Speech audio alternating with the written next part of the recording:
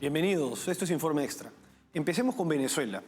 La Secretaría General de la Organización de Estados Americanos ha emitido un comunicado rechazando el fallo del Tribunal Supremo de Justicia de Venezuela que convalida el fraude electoral perpetrado por el Consejo Nacional Electoral.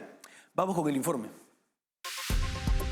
La Organización de los Estados Americanos, a través de su secretario general Luis Almagro, expresó su rechazo al fallo emitido por la Sala Electoral del Tribunal Supremo de Justicia de Venezuela, controlado por el chavismo.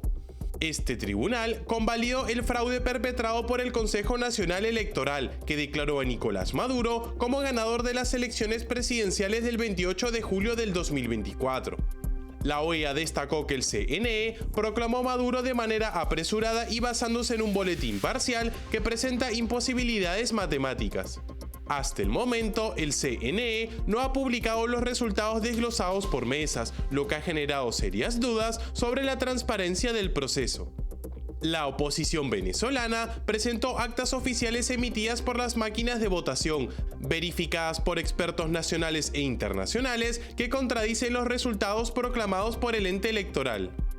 Además, la OEA criticó la falta de imparcial del Tribunal Supremo de Justicia y el Consejo Nacional Electoral, calificándolos como parte del aparato represivo del Estado.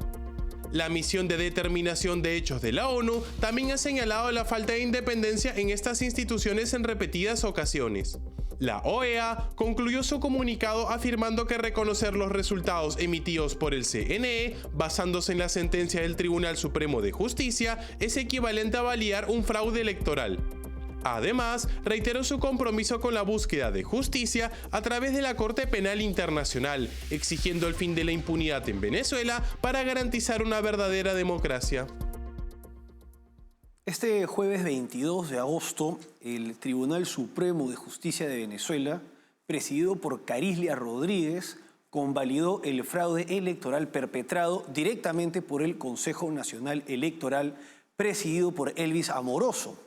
De acuerdo con la misión de determinación de los hechos en Venezuela, que es organizada por las Naciones Unidas, esta resolución carece pues de credibilidad, del mismo modo que también carece de credibilidad el anuncio de los resultados por parte del Consejo Nacional Electoral. Entre otras cuestiones, la misión de determinación de los hechos en Venezuela señala que el régimen tiene una injerencia indebida sobre los fallos del Tribunal Supremo de Justicia. También destacan que en el año 2022 la Asamblea Nacional Venezolana, que es el poder legislativo, hizo una modificatoria para poder controlar la membresía del Comité de Postulaciones Judiciales y que ese año nombraron a los 20 actuales miembros del Tribunal Supremo de Justicia, personas totalmente afines al régimen. Por otra parte, la misión de determinación de los hechos señala y nos hace recordar que Carislia Rodríguez, la presidenta del Tribunal Supremo de Justicia y también de la Sala Electoral del Tribunal Supremo de Justicia, ha ejercido cargos de votación popular, de elección popular. Es más, son conocidos los videos de ella y las imágenes en las que hace campaña a favor del dictador Nicolás Maduro. Y por otra parte, destacan que Elvis Amoroso, quien es el presidente del Consejo Nacional Electoral, digamos que una figura clave en este fraude, ha sido también militante del Partido Socialista Unido de Venezuela y ha ejercido el cargo de diputado en la Asamblea Nacional. Hay videos conocidos y bastante virales en los que él sale en su cargo de diputado insultando a María Corina Machado, calificándola de terrorista. Y además hay videos suyos tocando un saxofón y celebrando el cumpleaños de Nicolás Maduro. Este es el personaje que ha estado a cargo de la máxima instancia electoral en el país y que ha perpetrado un fraude electoral convalidado a su vez por otra militante del partido que es Carislia Rodríguez. Ahora bien, el secretario general de la Organización de Estados Americanos, Luis Almagro, quien está en el cargo desde el año 2015, se ha pronunciado mediante un comunicado acerca de este fallo del Tribunal Supremo de Justicia que convalida los resultados dados por el Consejo Nacional Electoral y, entre otras cosas, señalan lo siguiente, y cito: El TSJ ahora emite una sentencia sin revelar los argumentos de la parte recurrente, sin analizar la legitimación activa o pasiva del recurso presentado, sin detallar los elementos técnicos que la persuadieron sobre la supuesta autenticidad de las actas que el CNE dice haber consignado en sus estrados y sin explicar con base en qué criterios o evidencias da por hecho el ataque cibernético masivo, entre comillas, contra el sistema electoral venezolano. Además señalan, resulta paradójico, además, que el Consejo Nacional Electoral argumente que se encuentra imposibilitado de publicar los resultados mesa por mesa, pero al mismo tiempo está en capacidad de consignarlos ante el Tribunal Supremo de Justicia. Y finalmente señalan que el único camino para Venezuela es el camino de la justicia internacional, de la Corte Penal Internacional. Seguiremos insistiendo con este instrumento porque las víctimas y familiares de las víctimas de las ejecuciones extrajudiciales, las víctimas de la tortura, las víctimas y familiares de las víctimas de desaparecidos y perseguidos políticos merecen justicia. Estas víctimas han sufrido 10 años de un régimen dictatorial que actúa bajo la más absoluta impunidad nacional e internacional. Continuaremos nuestras acciones para que esta impunidad termine. Bueno, y es que hay que tener presente que desde el año 2021, en noviembre del 2021, se inició un proceso ante la Corte Penal Internacional en contra del dictador Nicolás Maduro y otros cabecillas de la dictadura venezolana. Al respecto, hace pocos días un grupo de juristas presentó una solicitud a la Fiscalía de la Corte Penal Internacional, que está a cargo de Karim Khan, que es el fiscal jefe de la Corte Penal Internacional, solicitando varias medidas como detenciones, medidas coercitivas y también comparecencias forzosas a fin de que los cabecillas del régimen puedan dar sus descargos ante las continuas violaciones de derechos humanos que se están perpetrando a la vista y paciencia del mundo en Venezuela. Y es que entre las acusaciones, en este caso abierto ante la Corte Penal Internacional denominado Venezuela 1, tenemos pues detenciones arbitrarias, tortura, desaparición forzada y ejecuciones extrajudiciales. Ya veremos si es que la justicia internacional puede aplicar medidas que efectivamente impongan la justicia ante todas las circunstancias y abusos que se ven en Venezuela. Ahora, por otra parte, el régimen como se puede apreciar, ha aumentado la represión y ha asumido una retórica bastante absurda, pero que es en base a la cual se reprime constantemente a los opositores. Hablan de intento de golpe de Estado a través de las elecciones que ellos perdieron, hablan de golpe ciberfascista y también de pacto satánico entre los opositores y Elon Musk. Aunque pueda parecer broma, esto es serio y esto es cierto. Veamos las declaraciones del dictador Nicolás Maduro al respecto. Los pactos ocultistas, satánicos, esotéricos de Mussolini son conocidos en la historia de Italia, pero han sido ocultados adrede. Los pactos satánicos de Hitler y las sectas del que él formaba parte y los juramentos de las sectas que ellos formaban parte. Y todo se ha salido a la luz por los pactos satánicos de Elon Musk y de todo este grupo, por las prácticas también ocultistas, satánicas y más allá del fascismo venezolano, hoy por hoy, de la dirección del fascismo venezolano. Nada de lo que dice se sostiene en la realidad, es completamente absurdo. Sin embargo, es en base a este relato y este discurso que se viene reprimiendo sistemáticamente a la oposición. Y quien está a cargo de la represión contra los opositores, o digamos quien encabeza esta represión, es el fiscal general de la dictadura, Tarek William Saab. Pero antes de pasar a señalar lo que este personaje ha solicitado, veamos la posición de grupos y organismos que son afines a esta dictadura, a su represión y por tanto a este discurso absurdo. Por ejemplo, el Foro de Sao Paulo, organización que integra diversos partidos políticos que simpatizan con este régimen, ha señalado lo siguiente. Veamos su mensaje de tuit. Día 17 de agosto es el día de la acción en apoyo de Venezuela. Nos unimos en la lucha por la paz y la democracia, rechazando el fascismo y la violencia extrema contra la lucha del pueblo venezolano. Es decir, que ellos están del lado de la paz y en contra del fascismo. El fascismo es lo contrario a la paz y quienes oponen a la paz son fascistas. En este caso, de acuerdo con el relato del Foro de Sao Paulo, organización fundada por Luis Ignacio Lula da Silva y el dictador cubano Fidel Castro, de acuerdo con su relato, la oposición es fascista y ellos están apoyando la paz, es decir, al régimen, el mundo al revés. Por otra parte, el ALBA, que es la Alianza Bolivariana de los Pueblos de Nuestra América, que fue una organización creada por el dictador Hugo Chávez, que es el fundador de este régimen empobrecedor y corrupto, también ha hecho un comunicado retuiteando un mensaje del dictador Nicolás Maduro, en el que señalan que en Venezuela se está consolidando el camino hacia una democracia nueva, una democracia directa popular. Nueva fórmula surgida al calor de la doctrina bolivariana chavista. ¿Qué es democracia para ellos? Democracia para los simpatizantes de este tipo de regímenes es precisamente lo que estamos viendo, lo que está llevando a cabo la dictadura. Democracia para ellos se traduce como un régimen ausente de todos los elementos esenciales de la democracia representativa, como separación e independencia de poderes, libertades políticas, libertad de expresión, entre otros elementos ausentes en los regímenes apoyados por la alianza, por el ALBA. Regímenes como Nicaragua, Cuba y Venezuela son estados en los que existe esta llamada nueva forma de democracia. Y bueno, la última noticia preocupante son los anuncios de la ONG Foro Penal, que señala que a la fecha hay 1.674 presos políticos.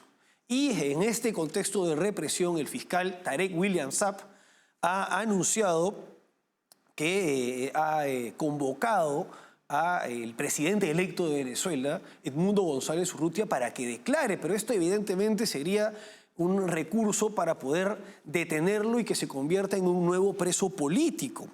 Y es que el discurso de Nicolás Maduro de tachar de terroristas y de fascistas a los opositores encaja con las medidas y el discurso del fiscal general y también con una ley bastante preocupante que vienen impulsando en la Asamblea Nacional que se denomina Ley contra el Fascismo, el Neofascismo y expresiones similares, que incorpora dentro de la definición de fascismo al llamado neoliberalismo, que no es otra cosa que el liberalismo y el conservadurismo moral. Es decir, que son fascistas todos los que tienen posturas ideológicas contrarias al socialismo del siglo XXI, que promueve democracias que se traducen en las imágenes que estamos viendo, en más de 1.000 presos políticos.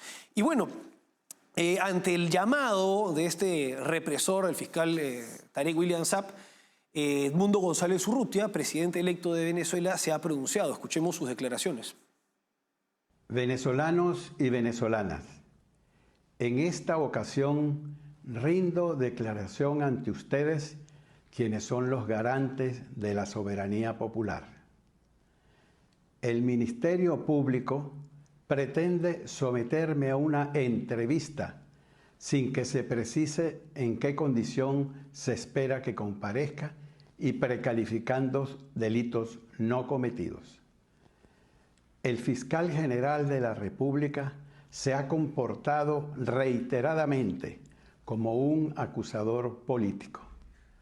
Condena por anticipado y ahora impulsa una citación sin garantías de independencia y del debido proceso. Señor Nicolás Maduro, es hora de que entienda por una buena vez que la solución no está en la represión, sino en la verificación internacional independiente y confiable de las actas, que no puede ser sustituida por una sentencia dictada al margen de la Constitución.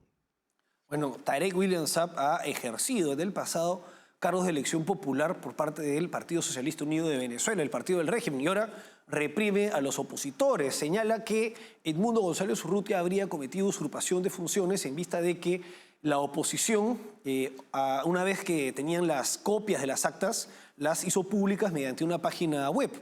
Y de acuerdo con el régimen, esto sería usurpación de funciones, un régimen que busca a través de tanto el Consejo Nacional Electoral como el Tribunal Supremo de Justicia validar unos resultados que no se sostienen en ninguna actas, en vista de que a la fecha aún no las presentan. Esta situación es bastante preocupante para la oposición. Hay incertidumbre en vista de que todo apunta a que estarían buscando arrestar tanto a Edmundo González Urrutia como a María Corina Machado.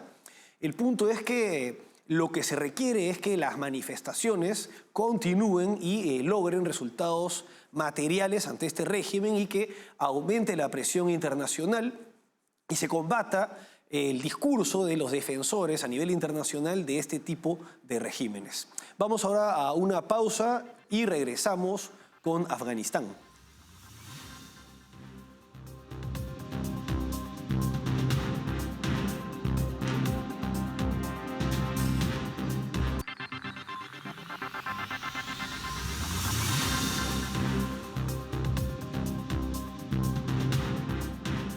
Seguimos en Informe Extra. En Afganistán, el régimen de los talibanes ha impuesto nuevas normas que restringen aún más los derechos de las mujeres y que son propias de regímenes en los que se impone la Sharia, que es la ley coránica. Vamos con el informe. La funcionaria de la ONU, Rosa Otunbayeva, advirtió sobre un futuro sombrío para Afganistán tras la implementación de nuevas leyes por parte del régimen talibán. Estas normas, emitidas recientemente, exigen que las mujeres oculten su rostro, voz y cuerpo al salir de sus hogares, intensificando las restricciones que ya enfrentan las mujeres en el país.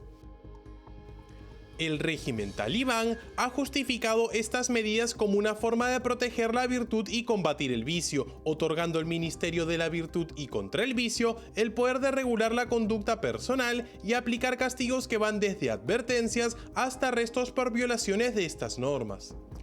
Estas leyes, según Otunbayeva, agravan las intolerables restricciones que ya sufren niñas y mujeres, donde incluso el sonido de una voz femenina es considerado inmoral. La misión de la ONU está evaluando las posibles repercusiones de estas leyes, especialmente en la entrega de asistencia humanitaria en Afganistán, que sigue sumido en una crisis humanitaria. Los talibanes recuperaron el control de Afganistán e impusieron duras medidas contra las mujeres luego de la salida de los Estados Unidos del país. Esta salida, ejecutada por el gobierno de Joe Biden y Kamala Harris, ha sido uno de los mayores escándalos geopolíticos en la historia de Estados Unidos, hecho que ocasionó muertes de aliados estadounidenses, además del robo de armamento militar.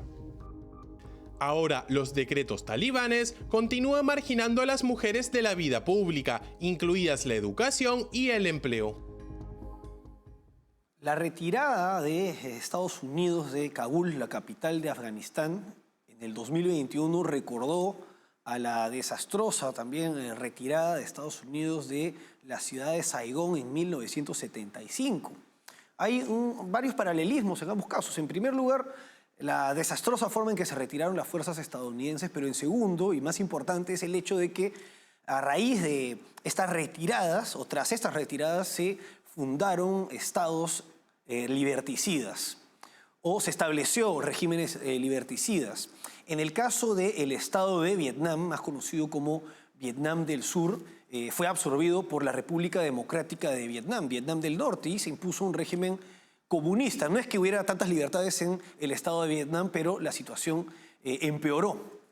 Por otra parte, en el caso afgano, la República Islámica de Afganistán fue sustituida por el Emirato Islámico de Afganistán, controlado por los talibanes, quienes recobraron el poder en el 2021, luego de haber salido de él en el 2001, tras la guerra, o en el marco de la guerra de Afganistán que se dio luego de los atentados del 11 de septiembre del 2001 en las Torres Gemelas. Bueno, la situación en este caso es el de un régimen teocrático regido por la Sharia, que es la ley coránica. Se trata de un régimen liderado por fundamentalistas islámicos en el que la situación, la condición de la mujer contrasta sobremanera con la situación de las mujeres en Occidente. En el caso de países musulmanes hay matices, existen diferencias entre la situación de las mujeres en países como Siria, como Egipto, como Jordania, con respecto a la situación de mujeres en estados como Arabia Saudita, Irán o Afganistán. Y entre estos países también hay matices. Y tal vez una de las situaciones más complejas y difíciles para las mujeres es la que les imponen en Afganistán los talibanes, en las que se les cubre por completo el cuerpo. Y en el marco de estas leyes, totalmente consecuentes con esta visión del mundo, se prohíbe que las mujeres muestren su cuerpo, su rostro, se escuche su voz, y todo con el fin de proteger la virtud y combatir el vicio. Precisamente en Afganistán existe un ministerio denominado Ministerio de la Virtud y contra el Vicio, algo medieval. Y se viene aplicando estas medidas que son bastante preocupantes, como ha señalado la funcionaria de la Organización de las Naciones Unidas. Pero algo más preocupante es cómo visiones de este tipo vienen penetrando gradualmente en Occidente a través de la migración descontrolada, en la que en muchos casos van llegando personas de religión musulmana, no necesariamente moderados, sino que tienen visiones compatibles con la de estados como Irán o Afganistán.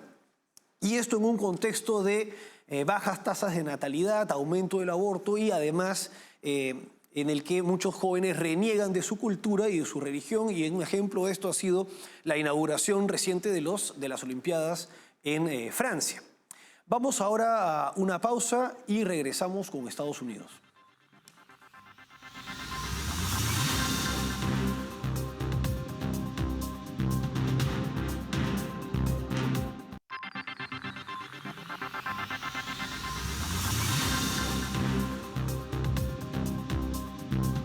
Seguimos en Informe Extra. Robert F. Kennedy Jr., ex candidato independiente y hasta hace no mucho miembro del Partido Demócrata, ha anunciado que va a apoyar al Partido Republicano, respaldando la candidatura de Donald Trump. Vamos con el informe. El candidato independiente a la presidencia, Robert F. Kennedy Jr., decidió unirse a la campaña del expresidente Donald Trump, anunciándolo en una conferencia de prensa en Phoenix, Arizona. Kennedy explicó que debido a la censura y el control de los medios, ya no ve un camino realista hacia la victoria electoral. Por este motivo, siente que no puede pedirle a su equipo y donantes que continúen apoyando su campaña sin una posibilidad clara de éxito. Además, el apoyo de Kennedy a Trump demuestra cómo el Partido Demócrata ha tomado un camino radical hacia la extrema izquierda, alejando a líderes importantes. Kennedy reveló que sus principales motivaciones para retirarse de la carrera y apoyar a Trump están relacionadas con tres causas que lo llevaron inicialmente a postularse como independiente. Estas mismas razones también lo convencieron de abandonar el Partido Demócrata. Ahora, su decisión de respaldar a Trump marca un cambio significativo en la dinámica de la campaña electoral. Por su parte, Donald Trump agradeció públicamente a Kennedy por su respaldo, elogiándolo como una persona respetada y manifestando su intención de viajar a Arizona para reunirse con él. Además, Kennedy mencionó que Trump le había ofrecido un puesto en su futuro gobierno durante reuniones que mantuvieron después de un intento de magnicidio en julio pasado. La decisión de Kennedy llega en medio de especulaciones sobre su posible retirada y su alineación con Trump para evitar que Kamala Harris, la actual vicepresidenta, gane la presidencia. Su compañera de fórmula, Nicole Shanahan, sugirió recientemente que unirse a Trump podría ser una estrategia efectiva para contrarrestar a Harris y evitar una presidencia de la extrema izquierda.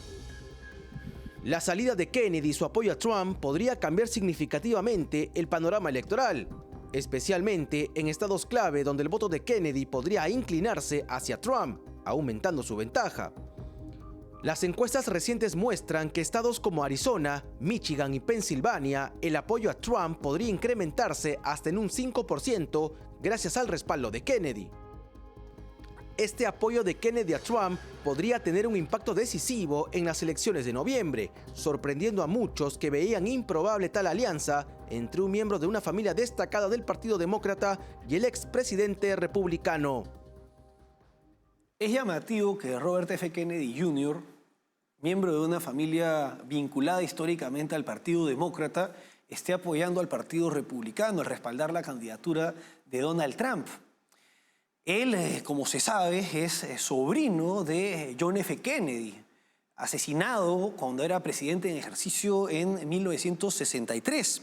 y es hijo de Bobby Kennedy, hermano de John F. Kennedy, quien era fiscal general y que fue senador y que fue asesinado en Los Ángeles en 1968 cuando estaba en las elecciones internas del Partido Demócrata. Curiosamente, ahora apoya a un candidato a quien intentaron asesinar, a Donald Trump.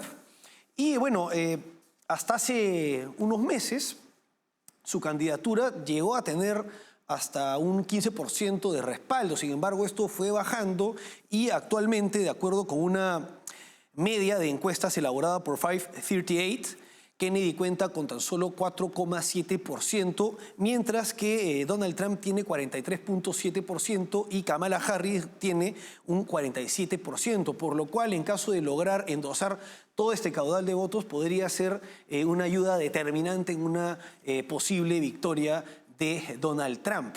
Ahora, la candidatura y el respaldo que viene dando Robert F. Kennedy Jr. a Trump puede ser algo que no simplemente sea el apetito político de un miembro pues, conocido de un partido y de una familia vinculada a la política de Estados Unidos, sino tal vez algo sintomático de lo que viene pasando entre diversos votantes del Partido Demócrata que pueden no estar de acuerdo con las medidas populistas en materia económica anunciadas por Kamala Harris y quienes no necesariamente apoyan tampoco la agenda progresista woke que el Partido Demócrata viene apoyando, impulsando en los últimos años. Hasta aquí, Informe Extra. Gracias por acompañarnos.